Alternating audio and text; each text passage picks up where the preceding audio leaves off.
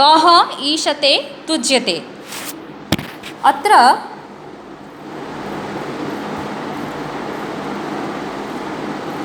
ह्रस्वपूर्वः अरिफितः विसर्जनीयः हर्षपूर्वः अरिफितः विसर्जनीयः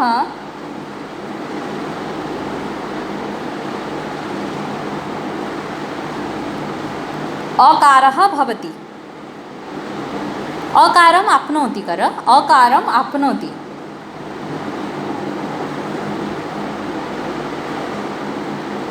अयम् उद्ग्राहसन्धेः नियमः। अयम् उद्ग्राहसन्धेः नियमः। परन्तु अत्र अह इत्यस्मात् अनन्तरम् अह अरे विसर्ग कह जो अच्छे सहीटार अह बोली कौचे इत्यस्मात् अनन्तरं दीर्घः स्वरवर्णः ईकारः वर्तते। दीर्घः स्वरवर्णः ईकारः वर्तते।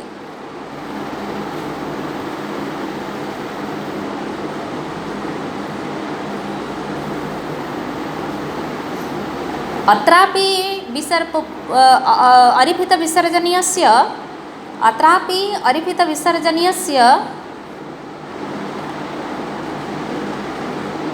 सन्धौ अकारत्वम्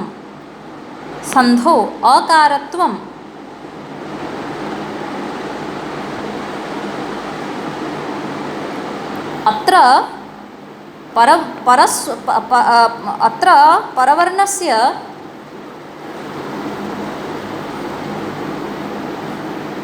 दीर्घस्वरकारणात्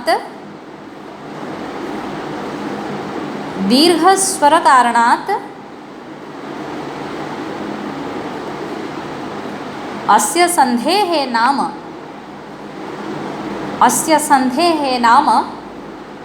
उद्ग्राह पदवृत्तिसन्धिः इति। उद्ग्राह पदवृत्तिसन्धिः इति।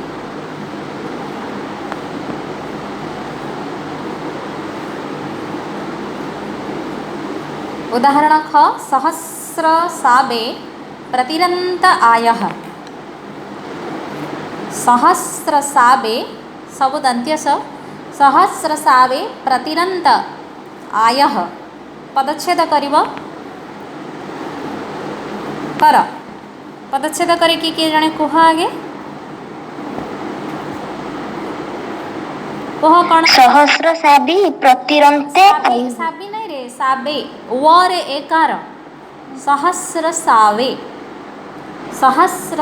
प्रतिरन्ते हाँ किंतु सहस्र आ साबे सहस्र गोटे पद एवं साबे गोटे पद सेटा समस्त पद जदि हेइथिबो तेबे सेठी पद मानंकु एमती पृथक करके देखा जंतु पुरोहित ताको अवग्रह देकी पुर गोटे पद पुरह गोटे पद एवं हित आ गोटे पद ताको एमती अवग्रह देकिना पृथक करा हेछि। एठी सेमती सहस्र साबे को पदपाठरे मध्य पृथक करके देखै दिया जायछि अवग्रह चिन्ह द्वारा। सहस्र अवग्रह सावे हैला अवग्रह चिन्ह सहस्र अवग्रह सावे तापरे पदच्छेद चिन्ह माने पूर्णच्छेद चिन्ह प्र पुणी पदच्छेद चिन्ह तिरन्ते अच्छी पिला माने संधि हेछि सेठी कारण उद्ग्राह संधि एटा तिरन्ते एत से माने से माने कोन हे जाउचंती एकार एवं ओकार अकार को प्राप्त हे जिवे बोलिका हमर उद्ग्राह संधि रे नियम तो एकारटा तिरन्ते पुणी पदच्छेद चिन्ह आयुः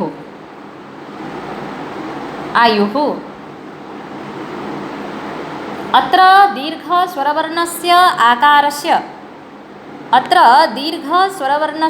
आकारस्य पदान्तत्वात् पदांत कहेगी नहीं पदांत नहीं एटा पदादित्वात् एटा पदादि ना आकारटा परे अछि परा तो पदादित्वात् पदान्तस्य एकारस्य पदान्तस्य एकारस्य उद्ग्राहसन्धिनियमेन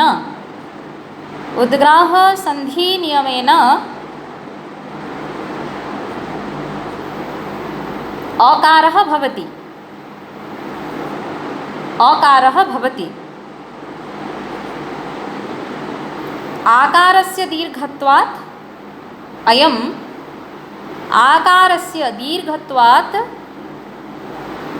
अयम् उद्ग्राह पदवृत्ति संधिः।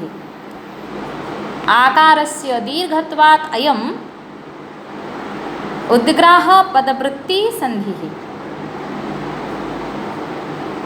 उद्ग्राह पदवृत्ति संधिः हला। उद्ग्राहाः सन्धयः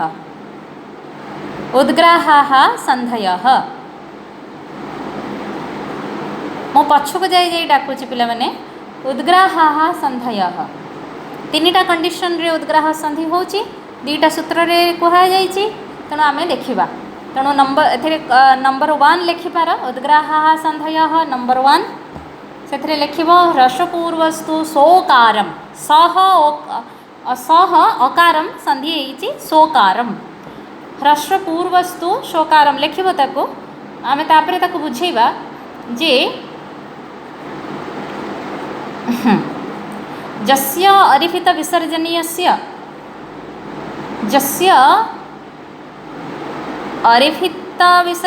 गोटे शब्द अरिफित विसर्जनीयस्य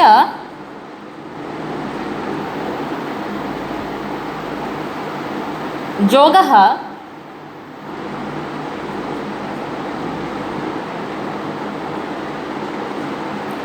ह्रस्व स्वरवर्णेन सह युक्तः भवति। ह्रस्व स्वरवर्णेन सह युक्तः भवति।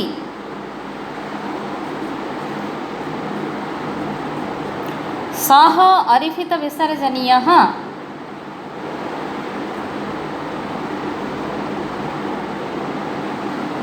पूर्ववर्णस्य उपधया सह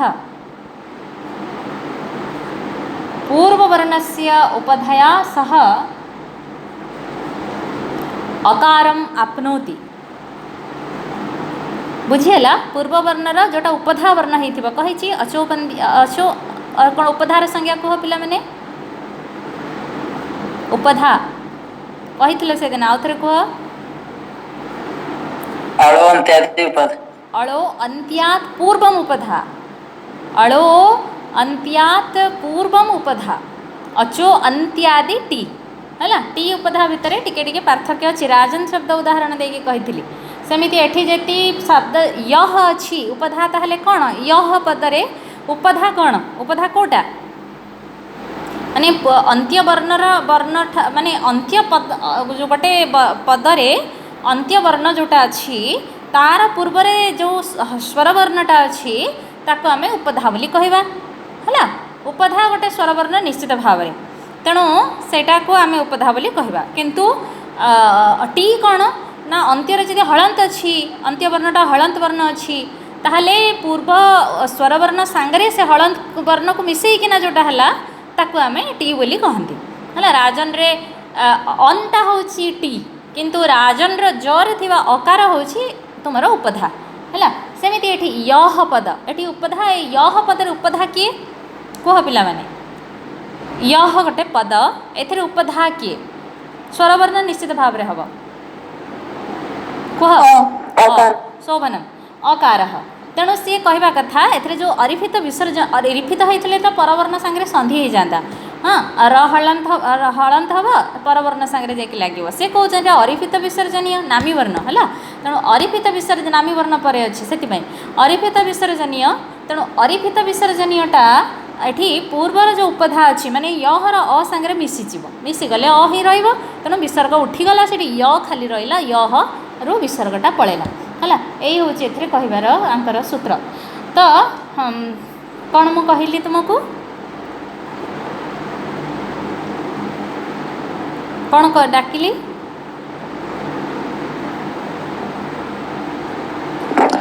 विसर्जनीयः पूर्ववर्णस्य उपधया सह अकारम आपनोति अकारम आपनोति।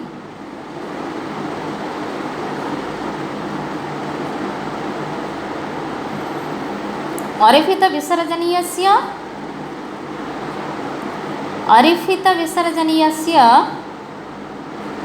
पूर्वस्वरवर्णेन सह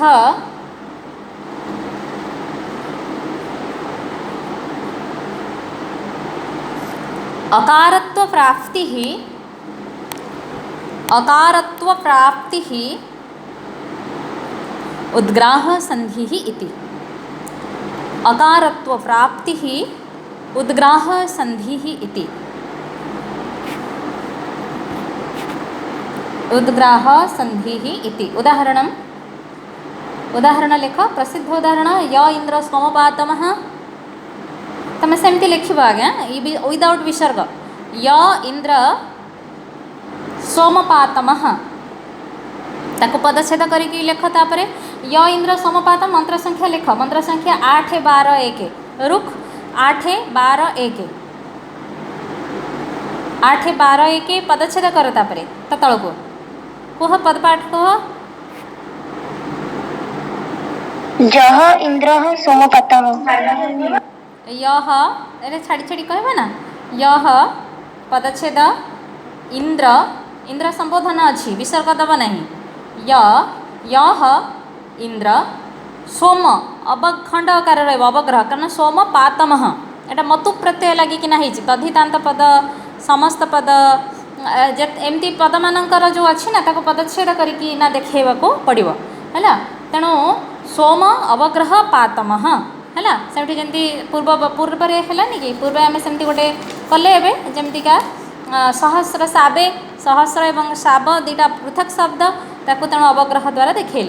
तो सेमती एठी मध्य सेया तेबे जेहेतु आर विभक्ति गोटे प्रयोग होइछि ना सेथिपई ताको मझिरे तुमे कहि पचारि पारंत जे सोम आउ अवच्छेदक माने पूर्णच्छेद देकी पातम लिखिले कोन असुविधा होंता ना से कथा हे परिबनी कारण एटा गोटे पद है गोटे आम पद पाठ करुचे किंतु ये गोटे पद जे एटा गोटे समस्त पद तद्धितांत पद कि कृदंत पद तो यही कथाटा दुईटा पद दुईटा मिसिकिना होइछि गोटे पद एठी कारण विभक्ति गोटे लगी यदि विभक्ति पृथक पृथक लगी था आमको सेठी आम पूर्णच्छेद दे था किसी असुविधा ही न था किंतु विभक्ति गोटे अच्छी तेणु यहाँ गोटे पद ये मंत्र से दुईटा पद किंतु संजोग सेटा को देखापी आम ये अवग्रह चिन्ह दौचे है।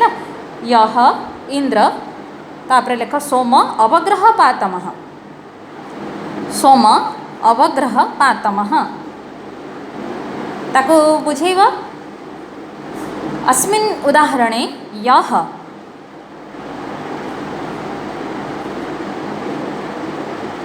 इति पदे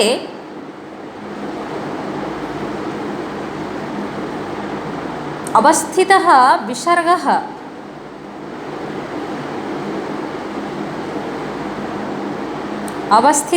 विसर्गः ह्रस्वपूर्वः अरिफितः विसर्जनीयः इति। ह्रस्वपूर्वः अरिफितः विसर्जनीयः इति।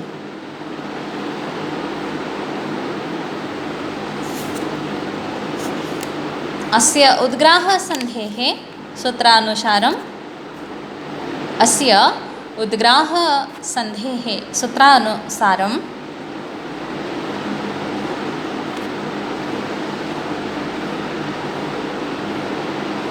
अत्र अरिफित विसर्जनीयः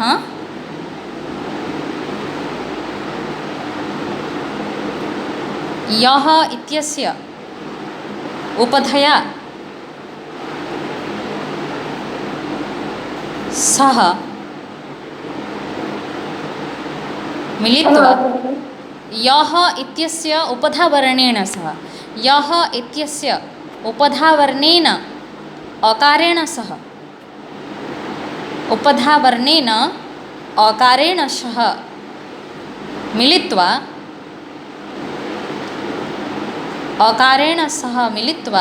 अकारं प्राप्नोति है। उद्ग्राह संधि 2 उद्ग्राह संधि 1 गला उद्ग्राह संधि 2 पाखक आस सूत्र लिखिब पूर्व च उपत्तमात् स्वरो यही सूत्र को लिखिब एबे ताकु बुझ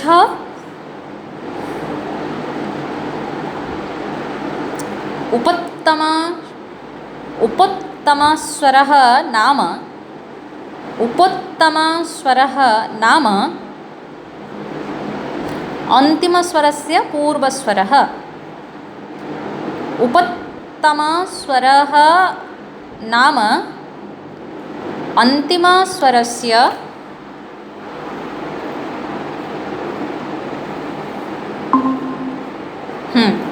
उपत्तमस्वरः शुणागला एबे शुणा जीव सेटा कंपनी फोन कटिगला से उपत्तम स्वरः नाम अन्तिमस्वरस्य पूर्वस्वरः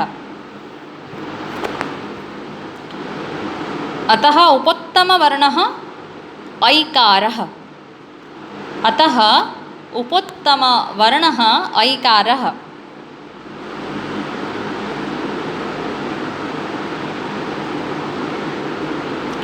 उपत्तमस्वरात् पूर्वौ द्वौ स्वरौ उपत्तमस्वरात् पूर्वौ द्वौ स्वरौ एकारः तथा ओकारः एकारः तथा ओकारः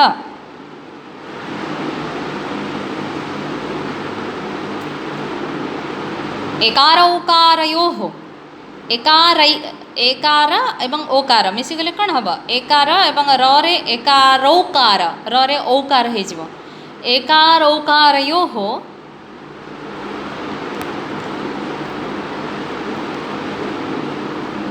परे यदि कश्चिदपि स्वरः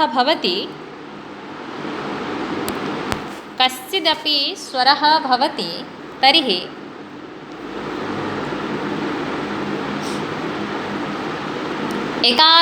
एकारौकारयोः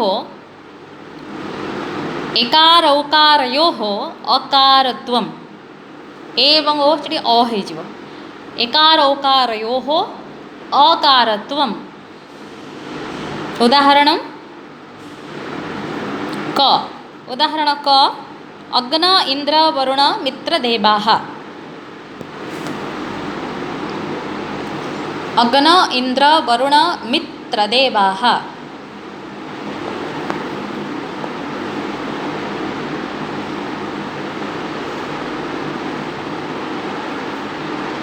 है ताको पदपाठ कर एटा मंत्र संख्या लिखि दियो मंत्र संख्या होची रुक 546 रुक 546 2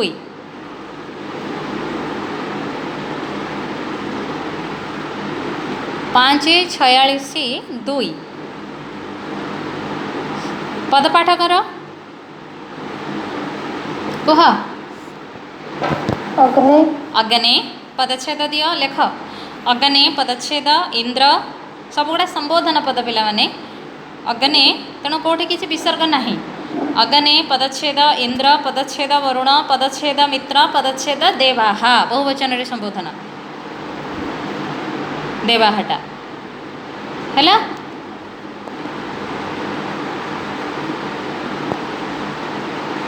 आउ किछि कर लिखिबा दरकार नहीं या खाली लिखिपार लिखिदियो अत्र अग्ने इत्यस्य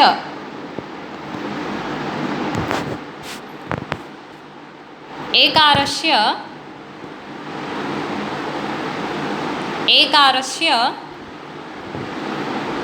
अकारत्वं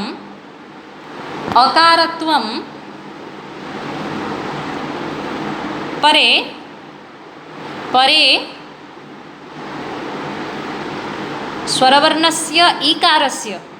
स्वरवर्णस्य ईकारस्य अवस्थानात् परे स्वरवर्णस्य ईकारस्य अवस्थानात्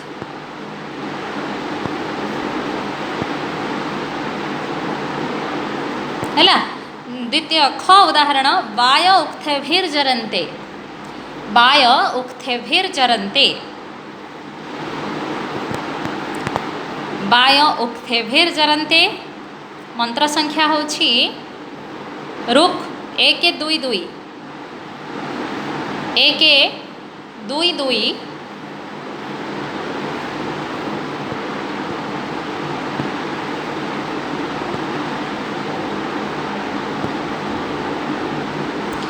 पदच्छेद कर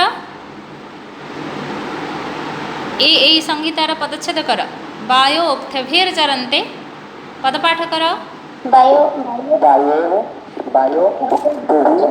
अरे वायो इति हेछि काहेकि हेछि तुमे पढ़िछ ना आमंत्रति आमंत्रितजः प्रगृह्यः बोली प्रगृह्य संज्ञा प्रथम पटल रे तो वायो एटा संबोधन रे डका होछि सेईटा को देखैबा पई का इतिकरण करा हेछि पिलाय हैला वायो इति कारण संबोधन रे हबो ना वायो नहले कोठी हबो हैला तेणु वायो बोली आमे कहिला माने सेटा संबोधन पद तेणु संबोधन रे कहा जाइछि संबोधन परे इतिकरण करा जाइछि प्रगृह्य पद बोली सेटा को देखैबा इतिकरण माने सेटा संबोधन एया देखैबा पई का सेटी इतिकरण करा हेछि तेणु वायो इति तापरे माने पदच्छेद चिन्ह हैला देख वायो इति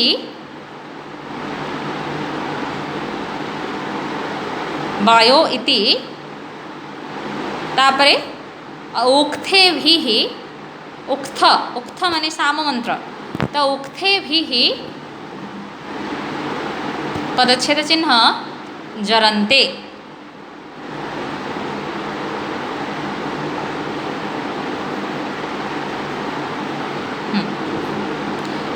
तो अत्र वायो इत्यस्य ओकारात् अनन्तरं वायो इत्यस्य ओकारात् अनन्तरं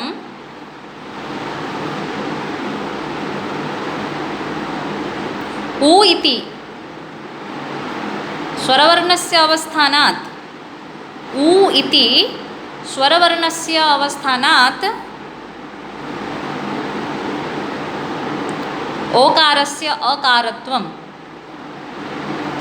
ओकारस्य अकारत्वम् ओकारस्य अकारत्वम् अत्र उभयम् उद्ग्राहसन्धेः उदाहरणम् उभयम् उद्ग्राहसन्धेः उदाहरणम्